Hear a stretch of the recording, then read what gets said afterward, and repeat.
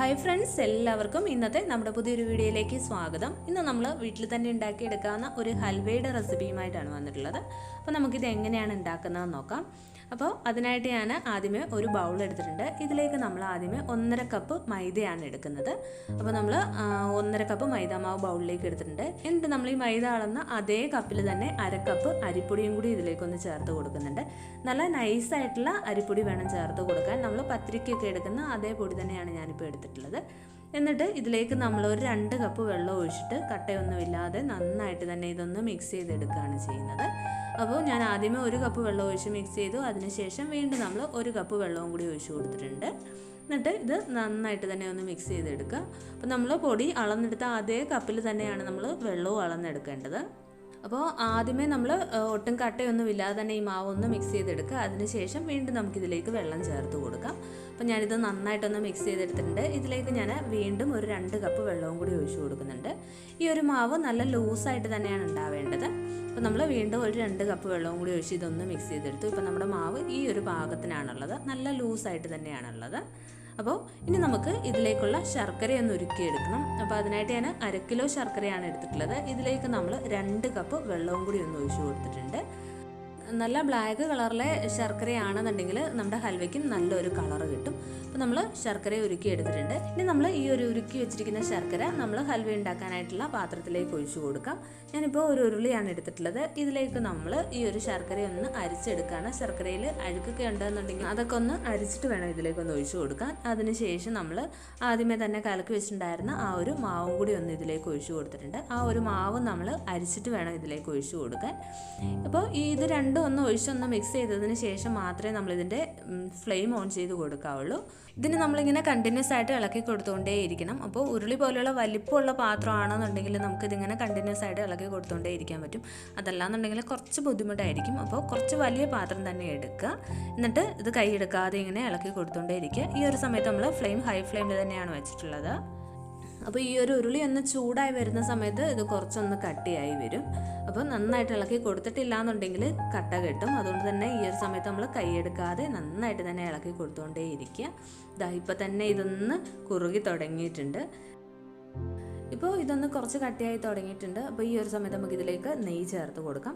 ആദ്യം നമ്മളിപ്പോൾ ഒരു 2 ടീസ്പൂൺ നെയ്യാണ് ചേർത്ത് കൊടുക്കുന്നത്. എന്നിട്ട് വീണ്ടും കൈയെടുക്കാതെ നന്നായിട്ട് തന്നെ ഇളക്കി കൊടുത്തുകൊണ്ടേ ഇരിക്കുക. അപ്പോൾ നെയ്യ് ചേർത്തിട്ട് നന്നായിട്ട് ഇളക്കി കൊടുത്തുകൊണ്ടേ ഇരിക്കുക. അത് കഴിഞ്ഞിട്ട് ഇതിങ്ങനെ ഇളക്കി കൊടുത്തുകൊണ്ടേ ഇരിക്കുക. അലുവയുടെ കൺസിസ്റ്റൻസി ആയി കിട്ടുന്നവരെ നന്നായിട്ട് ഇളക്കി കൊടുക്കുക. ഇപ്പോൾ ഇതാ വീണ്ടും കുറച്ചും കൂടി ഒന്ന് കുറുകി കട്ടിയായിട്ടുണ്ട്. അപ്പോൾ വീണ്ടും ഞാനിതിലേക്ക് നെയ്യ് ചേർത്ത് കൊടുക്കുന്നുണ്ട്. എന്നിട്ട് വീണ്ടും ഇതിങ്ങനെ ഇളക്കി കൊടുത്തുകൊണ്ടേ ഇരിക്കുക. ഞാനിപ്പോൾ 2 ടീസ്പൂൺ വീതമാണ് നെയ്യ് ഇതിലേക്ക് ചേർത്ത് കൊടുത്തിട്ടുള്ളത്. എന്നിട്ട് വീണ്ടും നന്നായിട്ട് തന്നെ ഇളക്കി കൊടുക്കുക. അപ്പോൾ ഈ ഒരു സമയത്ത് നമുക്ക് ഫ്ലെയിം ഹൈ ഫ്ലെയിമിൽ നിന്ന് മാറ്റി ഒരല്പം ഒന്ന് കുറച്ചിട്ട് ഒരു മീഡിയം ഫ്ലെയിമിലേക്ക് വെച്ച് കൊടുക്കാം. ഇപ്പോൾ നേരത്തേതിലും കുറച്ചും കൂടി ഒന്ന് കുറുകി വന്നിട്ടുണ്ട്. അപ്പോൾ വീണ്ടും നന്നായിട്ട് തന്നെ ഇളക്കി കൊടുത്തുകൊണ്ടേ ഇരിക്കുക. എന്നിട്ട് ഞാനിതിലേക്ക് വീണ്ടും ഒരു 2 ടീസ്പൂൺ കൂടി നെയ്യൊന്ന് ചേർത്ത് കൊടുക്കുന്നുണ്ട്. എന്നിട്ട് വീണ്ടും നന്നായിട്ട് ഇളക്കി കൊടുത്തുകൊണ്ടേ ഇരിക്കുക. അപ്പോൾ ഇത് നന്നായിട്ടൊന്ന് കുറുകി വന്നിട്ടുണ്ട്. ഇനി നമുക്ക് ഇതിലേക്ക് ഏലക്ക പൊടിച്ചതൊന്ന് ചേർത്ത് കൊടുക്കണം. അപ്പോൾ ഏലക്ക നമ്മൾ പഞ്ചസാരയും ചേർത്തിട്ട് നന്നായിട്ടൊന്ന് പൊടിച്ചെടുത്തിരിക്കുന്നതാണ്. അതും കൂടി ഇതിലേക്കൊന്ന് ചേർത്ത് കൊടുത്തിട്ട് നന്നായിട്ട് ഇളക്കി യോജിപ്പിച്ചെടുക്കുക. അപ്പോൾ ഇതെല്ലാം കൂടി നന്നായിട്ട് ഇങ്ങനെ ഇളക്കി കൊടുത്തുകൊണ്ടേ ഇരിക്കുക. ഇതിപ്പോൾ നന്നായിട്ട് തന്നെ ഒന്ന് കുറുകി വന്നിട്ടുണ്ട്. പക്ഷേ ഹൽവയുടെ ആ ഒരു പാകമായിട്ടില്ല. അതുകൊണ്ട് തന്നെ നമ്മൾ വീണ്ടും നന്നായിട്ട് ഇങ്ങനെ ഇളക്കി കൊടുത്തുകൊണ്ടേ ഇരിക്കുക. ഇടയ്ക്കിടയ്ക്ക് നെയ്യും കൂടി ഒന്ന് ചേർത്ത് കൊടുക്കണം. ഇതിങ്ങനെ കട്ടിയായി വരുമ്പോഴേക്കും തന്നെ കളറ് മാറി മാറി വരുന്നുണ്ട്. ഇപ്പോൾ ദാ വീണ്ടും കുറച്ചും കൂടി നന്നായിട്ടൊന്ന് കുറുകി ഈ പാത്രത്തിൽ നിന്നൊക്കെ നന്നായിട്ട് വിട്ട് വരുന്ന ഒരു ഭാഗമായിട്ടുണ്ട്. അപ്പോൾ ഇതിൻ്റെ കളറും ഒക്കെ നന്നായിട്ട് മാറിയിട്ടുണ്ട്. ഇനി ഞാനിതിലേക്ക് അണ്ടിപ്പരിപ്പ് നെയ്യിലൊന്ന് വറുത്തെടുത്തതും കൂടി ഒന്ന് ചേർത്ത് കൊടുക്കുന്നുണ്ട്. അപ്പോൾ അണ്ടിപ്പരിപ്പ് ചേർത്തില്ല എന്നുണ്ടെങ്കിൽ കുഴപ്പമില്ല, അതൊക്കെ നിങ്ങളുടെ ഇഷ്ടമാണ്. എന്നിട്ട് വീണ്ടും ഞാനിതിലേക്ക് 1 സ്പൂൺ നെയ്യും കൂടി ഒന്ന് ചേർത്ത് കൊടുത്തിട്ടുണ്ട്. എന്നിട്ട് ഇത് നന്നായിട്ട് ഇങ്ങനെ ഇളക്കി കൊടുത്തുകൊണ്ടേ ഇരിക്കുക. ഇതിപ്പോൾ നന്നായിട്ട് തന്നെ കട്ടിയായിട്ടുണ്ട്. എന്നാലും കുറച്ചും കൂടി ഒന്ന് കട്ടിയായി വരണം. അപ്പോൾ മാത്രമേ നല്ലൊരു കളറും കിട്ടുകയുള്ളൂ. അതുകൊണ്ട് തന്നെ നമ്മൾ വീണ്ടും നന്നായിട്ട് ഇങ്ങനെ ഇളക്കി കൊടുത്തുകൊണ്ടിരിക്കുക. ഈ ഒരു സമയത്ത് നമുക്ക് ഫ്ലെയിം ഹൈ ഫ്ലെയിമിൽ തന്നെ വെച്ച് കൊടുക്കാം. ഫ്ലെയിം ഒട്ടും തന്നെ കുറച്ച് വയ്ക്കേണ്ട ആവശ്യമില്ല. ഇപ്പോൾ ദാ വീണ്ടും ഇത് കുറച്ചുകൂടി ഒന്ന് കട്ടിയായി നന്നായിട്ട് വിട്ട് വരുന്ന ആ ഒരു പാകമായിട്ടുണ്ട്. എണ്ണയൊക്കെ ഇതിൽ തെളിഞ്ഞ് വരാൻ തുടങ്ങിയിട്ടുണ്ട്.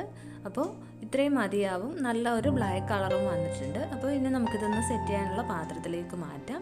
അപ്പോൾ നമ്മുടെ ഹൽവ ഇവിടെ റെഡി ആയിട്ടുണ്ട്. അപ്പോൾ സെറ്റ് ചെയ്യാൻ വേണ്ടിയിട്ടുള്ള പാത്രം നമ്മൾ ആദ്യമേ തന്നെ റെഡിയാക്കി വെക്കണം. ആ ഒരു പാത്രത്തിൽ നെയ്യൊക്കെ ഒന്ന് തേച്ച് കൊടുക്കുക. ഇത് ചൂടോടുകൂടി തന്നെ വേണം നമ്മൾ സെറ്റ് ചെയ്യാൻ വേണ്ടിയിട്ട് വെക്കാൻ. അപ്പോൾ ഞാൻ ഒരു കേക്ക് ടിന്നാണ് എടുത്തിട്ടുള്ളത്. അതിലേക്ക് നമ്മൾ ആദ്യമേ കുറച്ച് നെയ്യൊന്ന് തേച്ച് കൊടുത്തിട്ടുണ്ട്. എന്നിട്ട് അതിന് മുകളിലേക്ക് നമ്മൾ കുറച്ച് കാഷ്യൂനട്ട് ഒന്ന് ഇട്ട് കൊടുക്കുന്നുണ്ട്.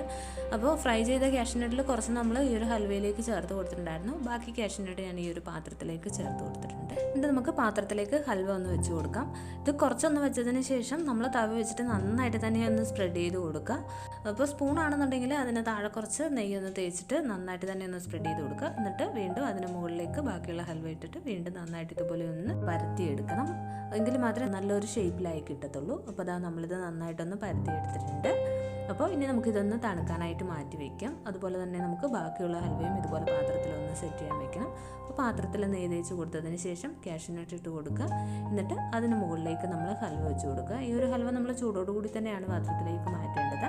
എന്നിട്ട് സ്പൂൺ വെച്ചിട്ട് നന്നായിട്ട് തന്നെ ഒന്ന് പരത്തി കൊടുക്കുക. ഇത് നന്നായിട്ടൊന്ന് ചൂടാറി വരുമ്പോഴേക്കും കുറച്ചുകൂടി കളർ വരും. അതുപോലെ തന്നെ ഹൽവ നന്നായിട്ട് ഉറച്ചും കിട്ടും. ഇത് നന്നായിട്ടിപ്പോൾ ചൂടാറി വന്നിട്ടുണ്ട്. അപ്പോൾ പാത്രത്തിൻ്റെ സൈഡിൽ നിന്നൊക്കെ ചെറുതായിട്ടൊന്ന് വിട്ട് വരാനും തുടങ്ങിയിട്ടുണ്ടാവും. എന്നിട്ട് നമുക്ക് ഹൽവ പാത്രത്തിൽ നിന്ന് മാറ്റാം. അപ്പോൾ നല്ല ടേസ്റ്റി ആയിട്ടുള്ള ഹൽവയാണ്. നമുക്ക് വീട്ടിൽ തന്നെ തയ്യാറാക്കി എടുക്കാവുന്നതാണ്. അപ്പോൾ നമ്മുടെ ഹൽവ നന്നായിട്ട് തണുത്ത് കുറച്ചുകൂടി ഒന്ന് കട്ടിയായിട്ടുണ്ട്. അപ്പോൾ ഇനി നമുക്ക് ഇതൊന്ന് കട്ട് ചെയ്ത് നോക്കാം. അപ്പോൾ ഇതാ നമ്മൾ ഹൽവ കട്ട് ചെയ്തെടുത്തിട്ടുണ്ട്. അപ്പോൾ ട്രൈ ചെയ്ത് നോക്കാം. ഇഷ്ടമായെന്നുണ്ടെങ്കിൽ നമ്മുടെ ഈ ചാനൽ സബ്സ്ക്രൈബ് ചെയ്യാൻ മറക്കരുത്. അപ്പോൾ വീണ്ടും നമുക്ക് ഇതുപോലെ മറ്റൊരു നല്ല വീഡിയോയുമായിട്ട് കാണാം. Thank you.